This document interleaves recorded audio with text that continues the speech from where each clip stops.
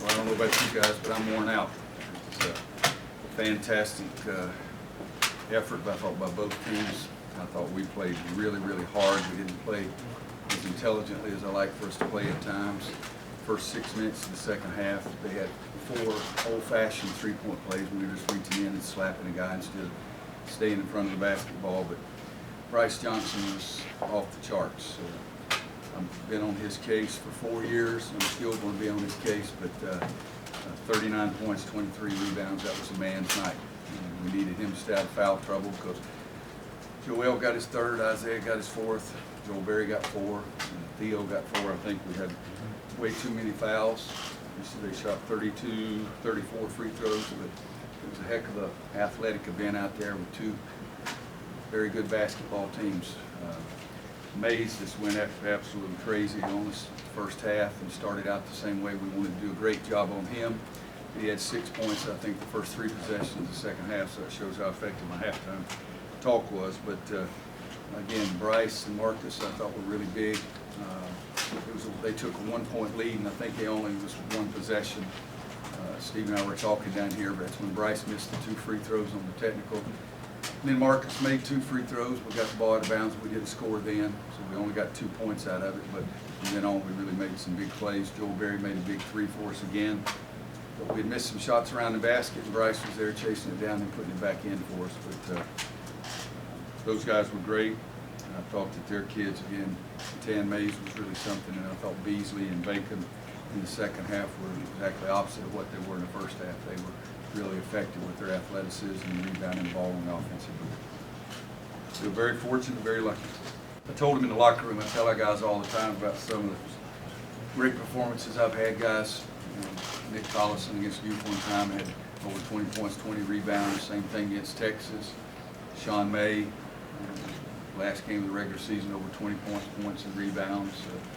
Tyler 40 one night, but this is about as good as any I've ever seen, particularly on the road.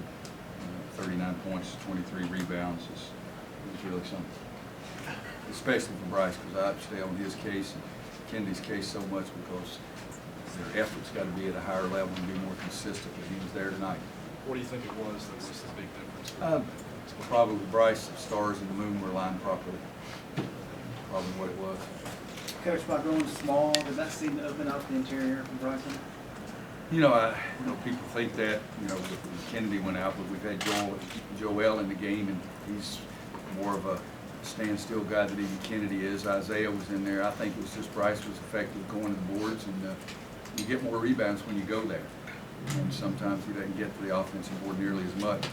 They pressure you a lot, and they pressured us into some turnovers. We turned it over 16 times. We're averaging like 10, something like that a game. But also they pressure you and it opens up the drives more. And when you drive, that breaks down the box outs. And if you miss the shots, then Bryce is there to get the rebound. If you had 5, 7 footers, I mean, still, if you're able to drive the ball to the basket, it breaks down all the box outs.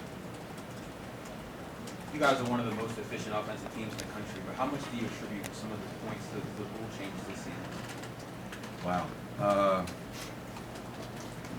None. I don't think it's that big of a factor. I like everything, the idea of trying to open up the game more. They shot 34 free throws and we shot 32, so there's a lot of foul shot. But we made 24, they made 24, so both teams shot pretty good percentage. I don't like not having a 5-second closely guarded rule. I think we need that if we truly want to promote team play and flowing action, because we allow one person to stand there and dribble the ball all day. I wish the coach could still call a timeout, but other than that, I like everything in the package. It's harder on the officials, but kids got to learn to play without fouling. We try to teach our guys to play defense without fouling, and we didn't do a very good job of teaching that early in the second half in particular. Well, I like the fast tempo that they play. Leonard's smart enough to figure out that he likes it in well, or he wouldn't be trying to play it. I mean, that guy's won a few games. Beasley and Bacon are really a threat for them. Athletic, big guys who can shoot the 3, take it to the basket, follow the misses, put it in. Neither one of them had good first halves. I think one of them had 2 fouls. One was 1 and 8, 1 for 8. But I thought in the second half, I don't have a halftime stat, but they end up with 15 and 18, and at the half they didn't have anything like that. So, and then Mays, as I said, their strength is on the perimeter and their speed and athleticism. So if I were coaching, I'd do the same thing Larry did. I'd try to run like crazy, but, you know, it's like us, sometimes we have some holes in our lineup. Tonight, they may have had some holes, and I'll let him evaluate that.